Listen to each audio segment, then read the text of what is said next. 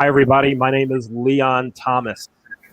You're here for another episode of Real Thoughts and Conversation, where we talk about real topics, real issues, things that real people experience. We talk about it right here on Real Thoughts and Conversations. Let's talk about it.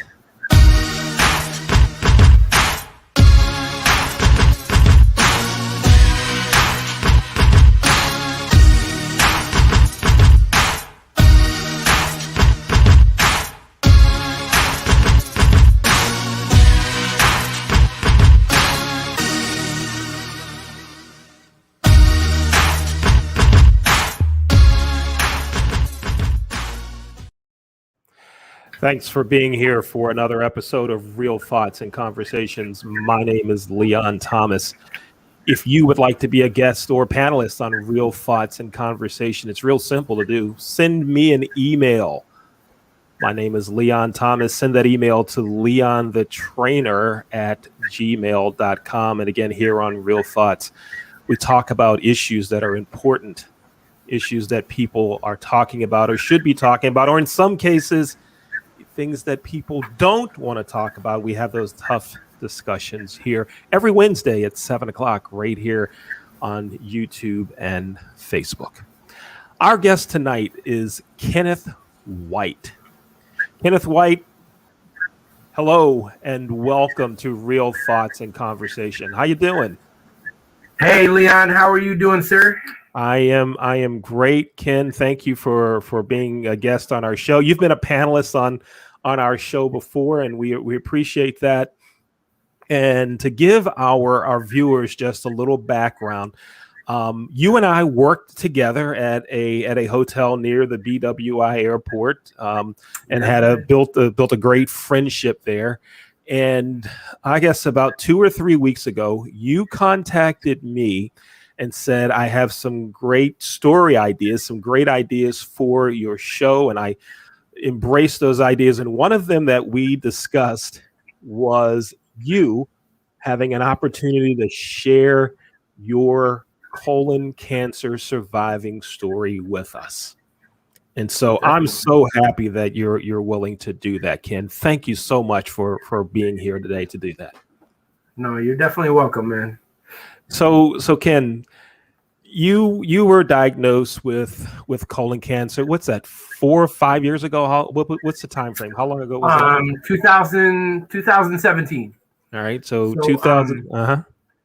I will be hitting 4 years in 5 days. So 7/12 is when I had my surgery. Okay. 7/12, you had the surgery. Now, prior to that, any health issues, anything that was, routinely going on that you knew that, oh, this is a problem, that's a problem? Tell us what was happening, what was going on? No, and I think that is the most important thing to know about cancer in general, but more so specifically colon cancer. So in May of that year, so May 2017, I was working in Salisbury. I was looking over 2 Marriotts, and I couldn't control my temperature. I woke up and I was hot 1 minute, I was cold the next. I was sticking my head into the oven 1 second, I was sticking it into the freezer the next, and I was sweating like bullets. But I wasn't sick. I didn't have the flu, nothing else. Just the fact that I had this uncontrollable fever. So I was away. So I'm not at home. So I call my wife and I say, I'm not feeling well. So I make an appointment.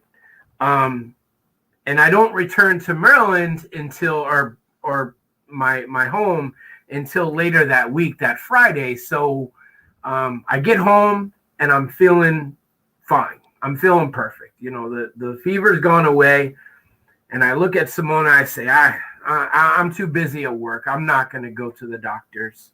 And she looked at me dead in my eyes and she said, Ken, if you don't go to the doctors, I'm going to beat you up until the point where you got to go to the doctor. So I go to the doctors, and they thought that it was some kind of gallbladder situation. So Fast forward, my cancer ends up on the left side of my body. So this side of my body. I had a tweaking pain for several months on this side of my body, totally in a different place. Well, what I didn't know was a lot of times, especially with cancer, your pain will not necessarily be where your tumor is. So that is something to be very mindful of. But I go to the doctors, I go through a bunch of tests, and we can go on to the next part of the story, I guess. Yeah. So, well, I want to just make sure, to clarify a couple of things. You're at this point when you're having the temperature issues, right? You're hot 1 minute, cold the next. You're away from home. You're like what, 2.5, 3 hours away from home, right? Yeah, I was in Salisbury, Maryland. I live in Columbia, so it's about 3 hours, 3 hours away. All right, so you're 3 hours away. This issue presents itself for the first time, and of course, like most of us would be, oh no, what's going on? What's going on?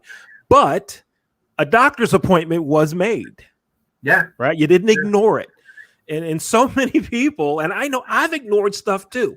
This is going on. I'll just, I'll get over it. I'll tough it out. Everything will be fine. I hate doctors, man. I hate them. Right. So I don't know how I was planning to avoid the doctor, but trust me, if I could have that day, I would have. Right. I would have not gone. Right. I would have said the hell with it. You're not going. To be honest with you, if I would have done that, I would not be here right now. Wow. So your wife says you're going. Yeah. You're going.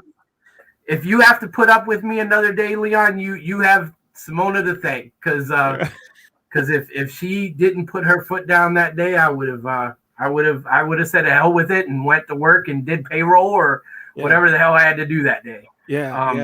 But yeah. And so, many of us, ignore things, or we come up with the reason, right? I'm not going to go to the doctor because I have, and it's so often that work thing, right? I've got to work. I got to work. So good. Your wife said you're going. Go ahead, take it from there. So you go to the doctor. What happens there at that appointment? So, take it from there. Fast forward a little bit. I had left. I was in the process of negotiating and leaving that company. So in late June, I started with Remington Hotels, who I work with now. So I just start this job. All along June, I've been taking these tests. I had to take an ultrasound, an MRI, a CT scan, another CT scan, a CT scan with contrast, a CT scan with liquid dye. There's like 1,000 CT scans, Leon. It's crazy. But so I'm trying to figure out what's going on. They know that there's something going on because my pain, I had started to feel pain at that point. So my doctor calls me and I said, Dr. Harris, excellent doctor, by the way, in Johns Hopkins. Dr. Harris, I'm going away. My new company wants me to go to Atlanta to do some training. And I want to make sure that I'm good. Like every day you're calling me to take another test. I want to make sure I'm good because I'm going to be gone for 2 weeks. He said, Ken, you're fine. If there's anything, we'll call you, but you're fine. So I said, okay. So I fly to Atlanta and I land. I do some training for a couple of days. I'm there for 2 days. Dr. Harris calls me. He said, Ken, there is something on your scan, but it's in your small intestines. And it's we can't figure out what it is yet, but 99% of problems in the small intestines are benign and you really don't have anything to worry about. And I said, awesome.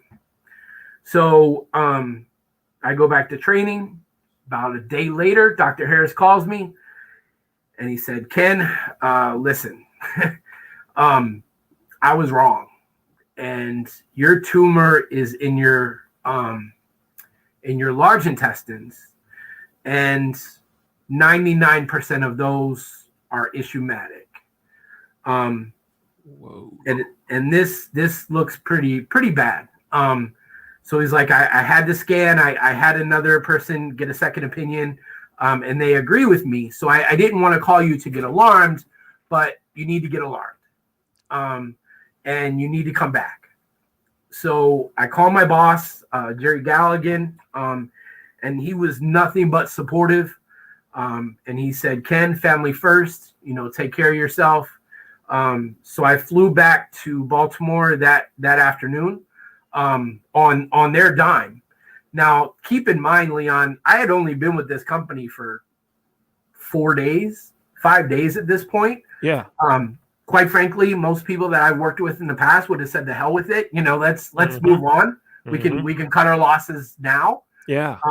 But that's why my boss and I have such a wonderful relationship now, because he was like, you know what, Ken, we're sticking by you. Yeah. We see an investment in you, and we're in it for the long run, kind of thing. So we had that conversation like right off the bat. Yeah. Because I told him, I was like, it looks bad. Yeah. Yeah. No, Ken, let me stop you just for a second. Sure. Let's talk about, for like 30 seconds, the hotel part of this.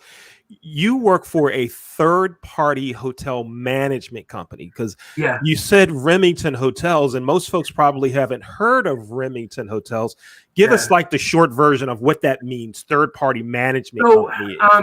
Third-party management companies, they operate hotels much like a Subway or a Dunkin' Donuts is franchised. So are hotels.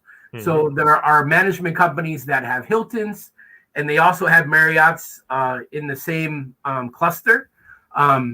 So it kind of works like that. We're owned and operated by an individual who owns and operates our hotel. They hire me, luckily, to manage that hotel. And that's kind of how that works. Okay. So now you're working for Remington Hotels. You've been there 4 or 5 days. You drop this on your boss. Your boss says, family first, take care of you. And that helped build a relationship with you and your boss, but also I think speaks highly for the company, because a lot of folks would have that pressure. I can't tell my boss I can't do this, can't do that. You were able to maintain your health because of having people that are good people. So you're there, you're away, you're in Atlanta, you come home, take it from there. So by the time I got home, I had to do a little more testing, and we had to stage the cancer. So at that point, we knew it was not a benign cancer because of what it was doing. So the tumor that I had actually grew. It started to grow inside my colon, but it actually grew outside of my colon as well. Oh. So it had gone through my colon pretty much like a bullet, and it had also wrapped around about 7 or 8 lymph nodes. So I guess the biggest concern was the fact that it was wrapped around these lymph nodes, which pretty much puts it into the stage 4 category, because it's now traveled to another organ. So this was right around the beginning of July. I'd say like right around July 2nd. And me, Leon, I'm in battle mode. I'm like, F this, let's battle, kind of thing. And Dr. Harris was definitely supportive of that. And we went ahead and scheduled surgery at the closest time we could get into the hospital, which was the 12th of July. Ken, I just cannot imagine, you're away when you start feeling sick. You're away when you get these phone calls from your doctor. Your wife says you're going and you're like, yeah, I'm feeling fine, but you go anyway, you get the results. And now you've got, this huge tumor that is attached to, wrapped itself around. And you say, we're fighting. I'm going to beat this. We're fighting. Let's go. Sign me up. When's the surgery? So you have the surgery. Now, what about some things you were thinking about before the surgery? Research that maybe that you did. How easy was it for you to find information about the surgery you were going through, what the recovery was like? Because a lot of people, are going through this or going through other types of cancers, and I'm sure they're trying to find information. Tell us, how did you get this information? How did you get your questions answered? I mean, I had one thing, I had an awesome doctor, I think you met him, Leon, and little do everyone know, you actually came to my surgery. You sat in the waiting room while it was going on. So you experienced this in real life, but I had an awesome doctor. But apart from that, I found that there was very little support outside of that. I mean, like anybody else, when I'm trying to fix stuff at home, I go to YouTube, when I need to find out how to cook a meal, I go to YouTube. So with this, I went to YouTube trying to, figure out if there was any videos or anything that I could understand, like what I was about to go through. I had never even thought about cancer, prior to July of 2017. I didn't think that would ever come for me at the age of 42. So I wasn't mentally prepared for that battle. I just knew that I had to battle. I had the love for my wife and my family, and I had to be there for them. Mm-hmm. So I knew that I had a fight in front of me. I just didn't know how to go about it. The simple things that, in your mind, you're like, okay, I'll have the surgery, I'll get better, I'll start whatever. But it's the stupidest things that you come across that you're like, oh shit, I don't have a solution for that. How to go to the bathroom, how to get out of bed, how to feed yourself, how to do things for yourself so that you're not and I guess this was mentally on my mind. I didn't want to be a burden to my wife or to anyone else. Mm-hmm. So, how am I going to take care of myself? At the same time, I got to get back to work. I got to, all that kind of stuff. So, yeah, I mean, resources are there. I don't think in that amount of time that I had, I just didn't know how to go about that. Mm-hmm. And you would think something like cancer that is so relevant in our world, it would be at your fingertips. But in all honesty, it's not. Mm-hmm. You have to do, and I had to do my due diligence. I had to be as educated about my disease as my doctor was, or at least get as close as I could so I could talk intelligently about getting better. Mm-hmm. So that's kind of how I went about that. Yeah. Yeah. Wow. So you have this surgery. The surgery was 3 hours, 3.5 hours. I can't really recall, but yeah, it was like we had some complications. I think it was about 4 hours. And I was asleep for it. So you can probably tell me more about it than I can. Right. The tumor was the size of 2 king size candy bars. Is how Dr. Harris explained it to me. So I guess that big. Wow. In the size of a colon, that's probably that big. So it was pretty large, and the situation was pretty serious. Yeah, yeah. And so you go through the surgery. Obviously, you survived it. I was there, not long after you came. You were in recovery, and I was so blessed to be there with you and your family. I was so fortunate to be able to be there and support them. But then you come out of the surgery. I visited you the next day or the day after in the hospital, and you're sitting up in the bed. Yeah, right.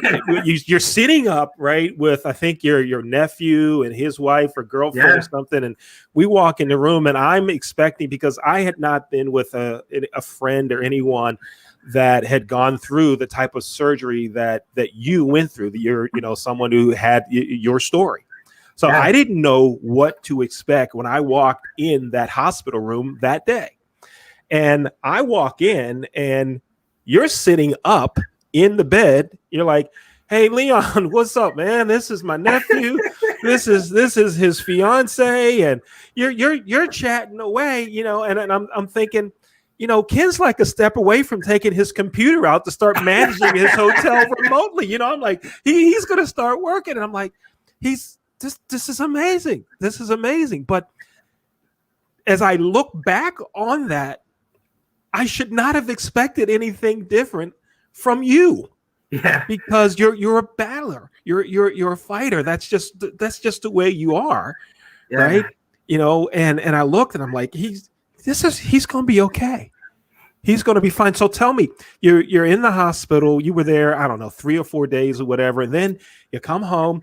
Tell us about the recovery. Tell us about some of the, pain and like getting up and moving and all that. Fill us in on a lot of those. Because again, people don't know unless they've experienced it or seen someone go through it. No one knows what to expect. So we're so fortunate and happy that you're sharing this story today. Tell us about post-surgery. What happened there?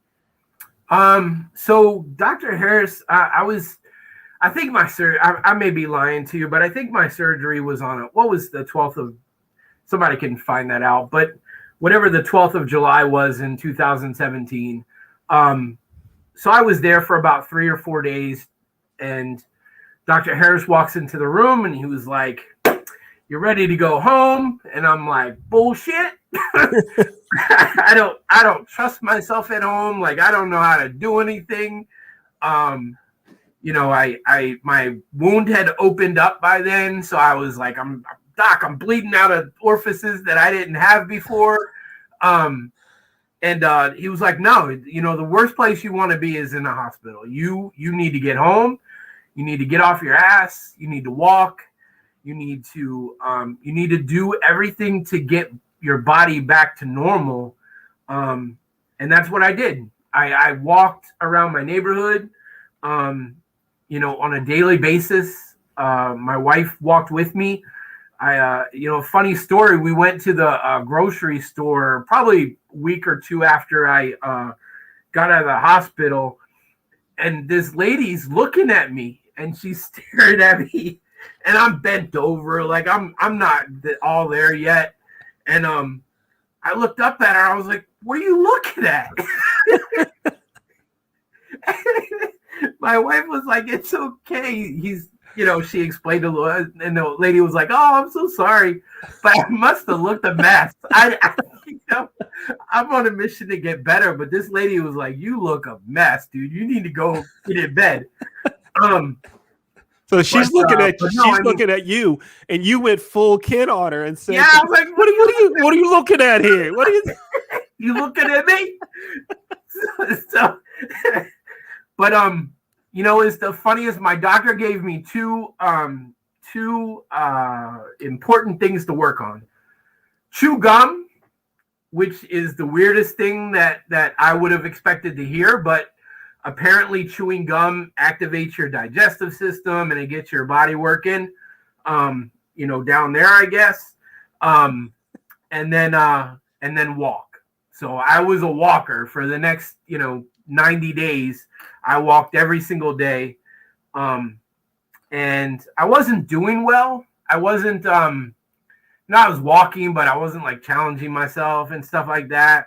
And then one day, Simona, Simona, she said, "Ken, you need to lift your head up and you need to walk with purpose." And, from that point, I straightened, I lifted my head, and when I was walking, I walked straight and I walked strong. And from that day forward, you could tell like it just clicked, yeah. And I started to feel a lot better. But that's the most important thing about having a strong woman with you, Leon. Yeah. Is they can make you do things that you wouldn't normally do, But yeah, I mean, those two things. And then obviously just taking care of myself. Stupid things were challenging. Getting out of bed, I had to learn a new way. I still do it to this day. I use my elbow to get up, and there's a lot of weird things like that. Going to the bathroom was always a special occurrence for me. That was the biggest, kind of crazy struggle, but it is what it is. That's the reality of the situation. So, mm-hmm. So you talked about your wife. She said you're going to the doctor, and then she said you're going to straighten up, and that really kind of snapped you back. We all need someone, if not Yeah. a full family, but at least somebody that says, look, come on, get it together. You can do this. You're gonna do, that strong person, and you're blessed to have that in Simona. So I know you love her to death, and are happy to have her in your life, and we are, your friends are as well, because Oh had yeah, she for not sure. been there, right? So that's great. So now, what about now? You're doing well now, but tell us what's the follow up like? What do you have to do now? What type of tests? Educate us on some of those things Well, that you have to do. so I guess we got to kind of rewind a little bit. So after all this is taking place, so I'm dealing with my surgeon for about 2 months after my surgery. So that's who I'm going to pretty much on a every other day basis. I have to go see my surgeon. He's looking at my scar. He's making sure I'm good. And then the hardest thing for me was not going to see him anymore. I mean, I had such a relationship with my surgeon, Dr. Harris, that he was like, Ken, I don't have anything for you now. Now we got to figure out the future. And he kind of passed me off to an oncologist. So that's kind of like the cancer doctor. My cancer surgeon he gets the cancer out and then he's done. Mm-hmm. It was like a breakup, man. Like it was kind of weird. I felt kind of weird about it because I had so much trust. Yeah. You know what I mean? This guy saved my life. Mm-hmm. I have a life debt with this guy. You know what I mean? So then he's like, Ken, I don't want to see you no more. And I'm like, what the what do you mean you don't want to see me no more? I'll be back tomorrow. But he passes me off to the oncologist. And that's when the real kind of like work began. I found out what kind of cancer I had.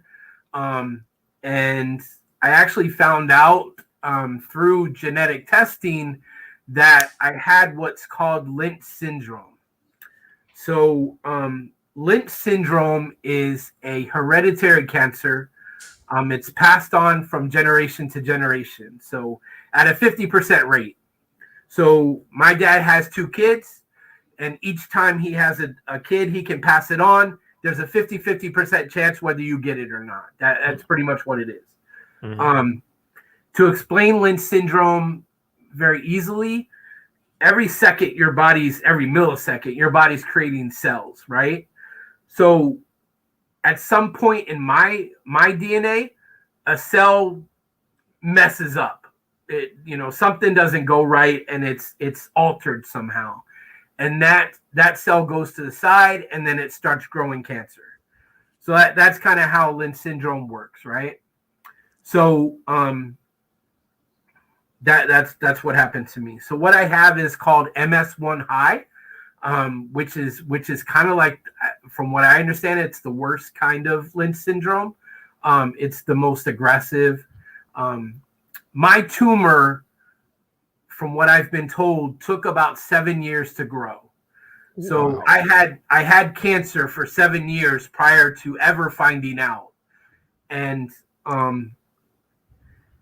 the pain level in the last 2 weeks of my cancer was about 90% more intense than it was ever in the 7 years prior.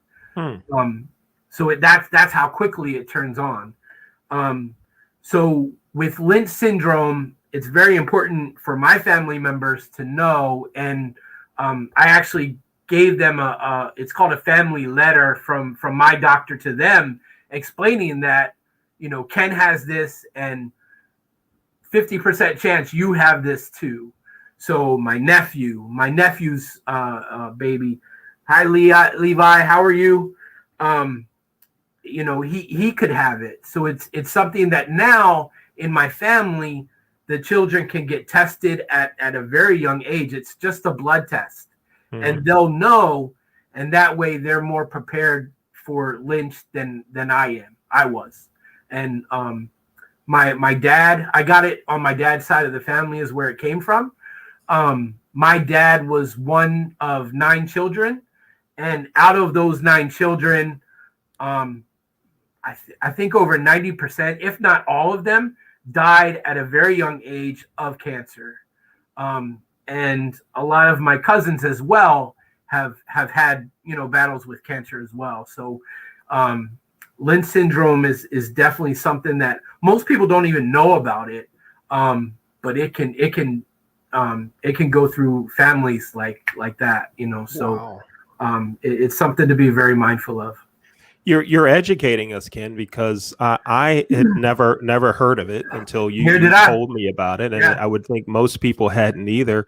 And then I think about all those families that may have had Lynch syndrome within their genetic lines, yeah, and no one knew about it. No one went investigated it. But now through this, you sharing your story, at least your family and other families are aware of it now, and lives can be saved. And so I applaud you for doing that, spreading the word about it, and then to talk about the genetics of it. So you break up with your surgeon, yeah, right? Good stuff, right? And then you start seeing this oncologist. They tell you what you had, and then keep going. What happens next?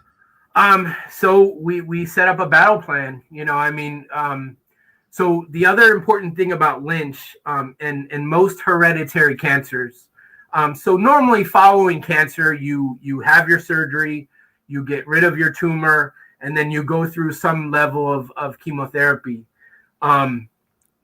But with hereditary cancer, specifically the cancer that I had, I can't speak for all of them, but the one that I had, it's not receptive to chemotherapy. So, if my doctor did not get all of my cancer out, there wasn't a solution after that. I would have had to kind of, figure out a plan, but really surgery was the only option for me. But now, since then, I get blood tests every 3 months. So I get what's called a CEA test, which it looks at my cancer levels. Everyone has cancer levels in their body. Some are more than others. So my range, I pretty much, when I do my blood test, it's 1.4 is my acceptable range. So anyone that gets normal blood tests, you have a certain range that you have to be within, right? Mm-hmm. So whether it's your red blood cells or white blood cells or whatever.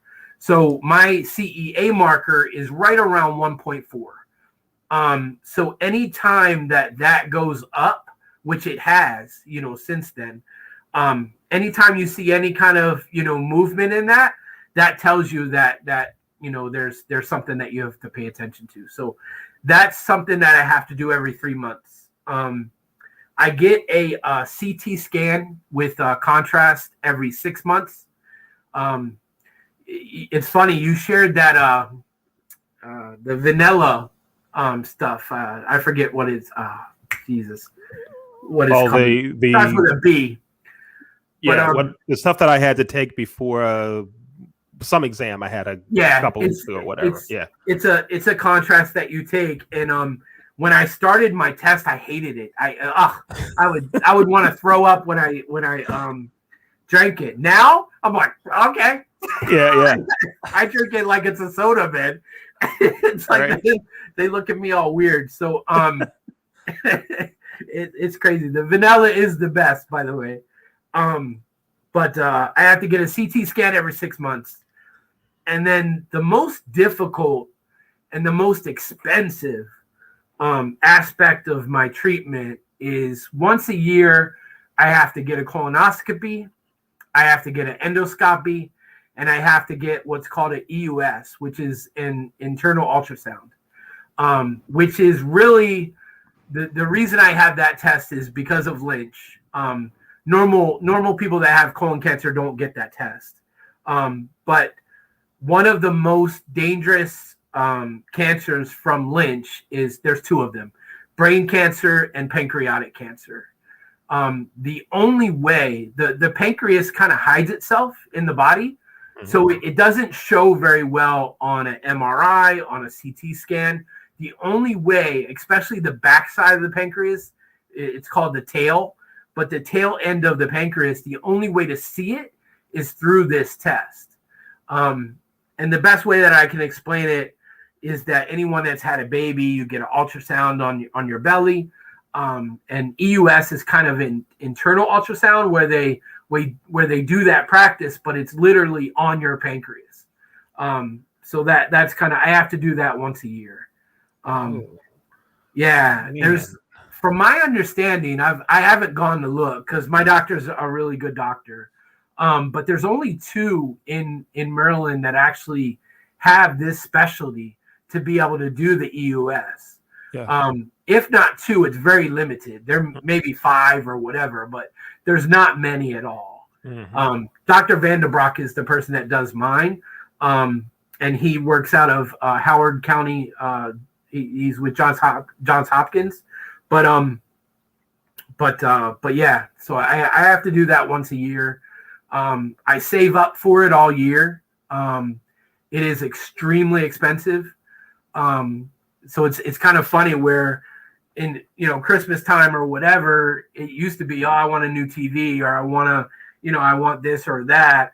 Now it's like, hey, I just need money for my tests. Yeah. So the aspect of the cancer and the dealing with it afterwards is more so the insurance companies and the expense of it is just outrageous. Mm-hmm.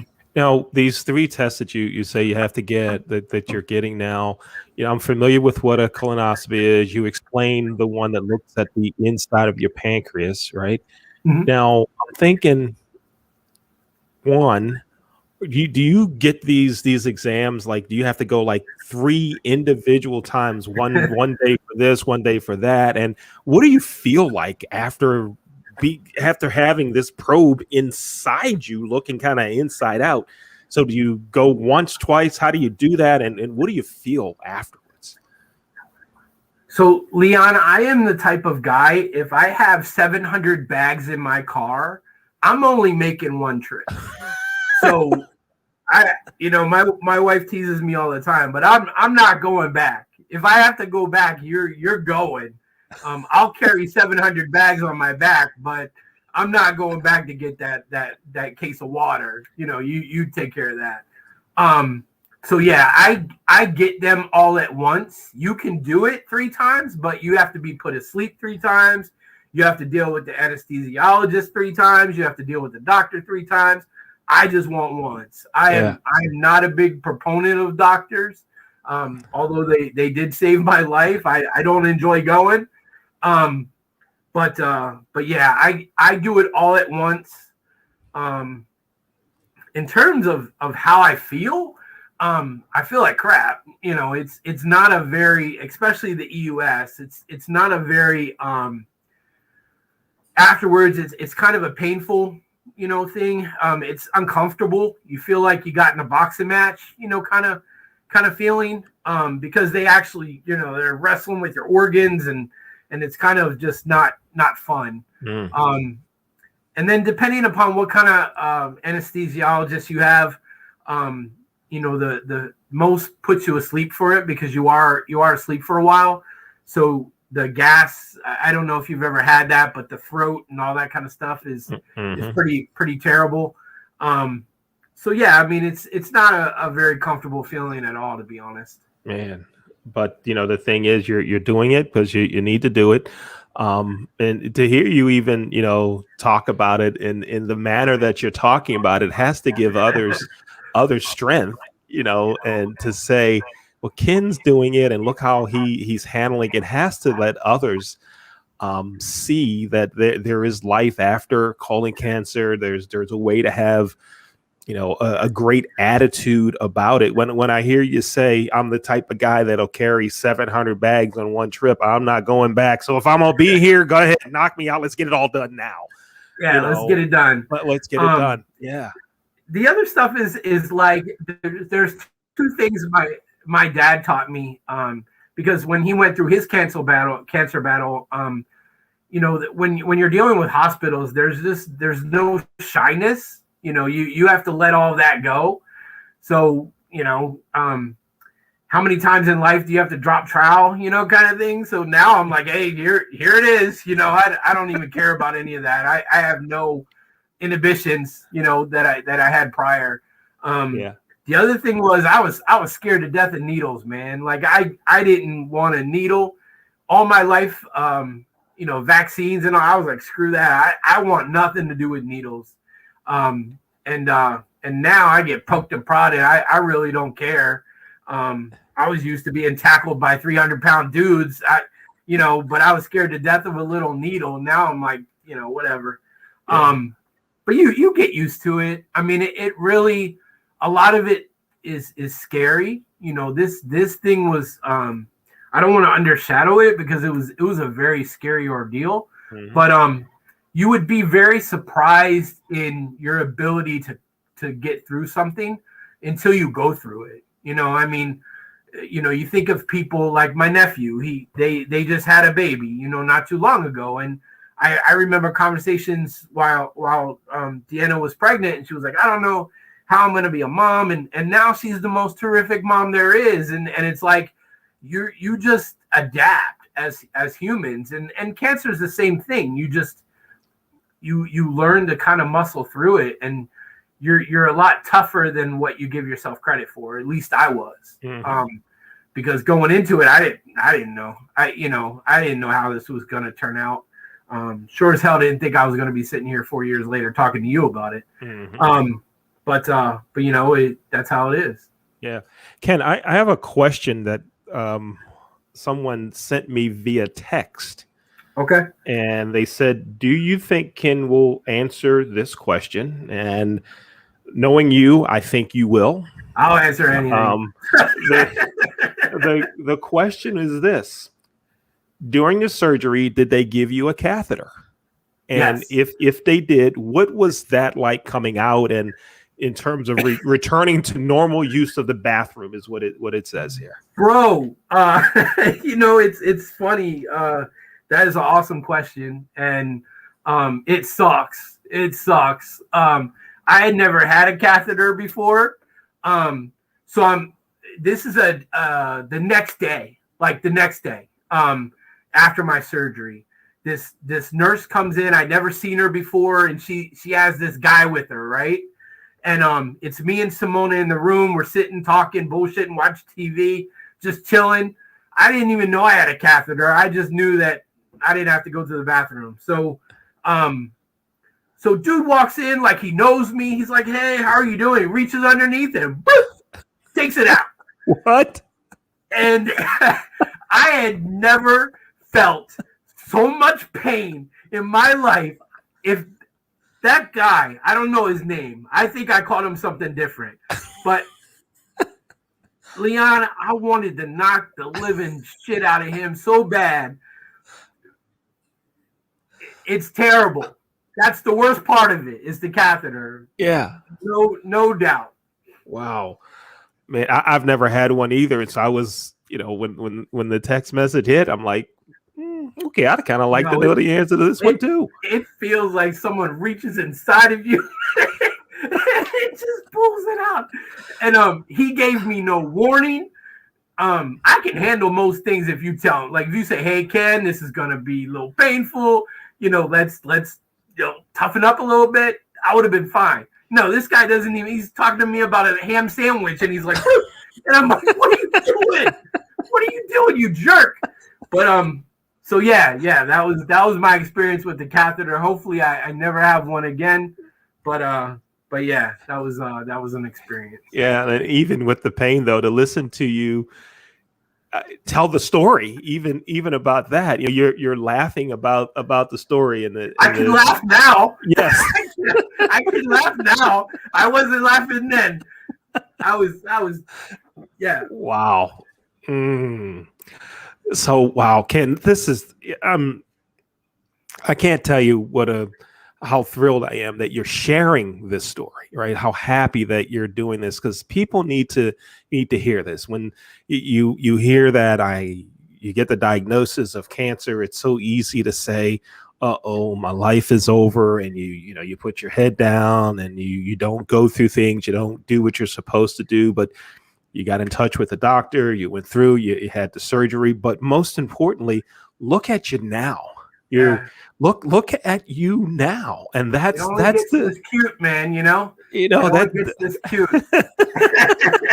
But But considering what you've been I through, mean that's a great cuteness, man. yeah, there was one day when I had it was when I found out, I was like, why me? I never smoked, I never drank, I never, I treated my body like a temple. I didn't do any of the things that you would think come along with cancer. They're like, don't smoke, don't vape, or whatever it is that you get lung cancer or whatever. I did none of that.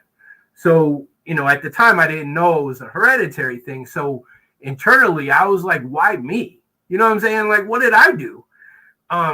Especially at 42. I mean, I've lived 42 years. This is half of my life, let alone, the final stage. You know what I'm saying? So I had one day and I was alone. And that was the worst part, is that I was away from home. My wife, I didn't want to tell her on the phone. You know what I mean? That I did tell my mom that night. I think that night or the next night. And I told, at the time I was doing music. So I told my bandmates about it. And they were very supportive. But apart from that, that was the three people that knew: my mom and those two guys, Lawrence and Steven. But I didn't share it with anyone else. And then when I got home, obviously I sat Simona down and kind of explained it to her. But even then, you just, there's so much you don't know. I mean, as much as you want to kind of try to educate yourself, there was so much at that point that you don't know, and that's the scariest time,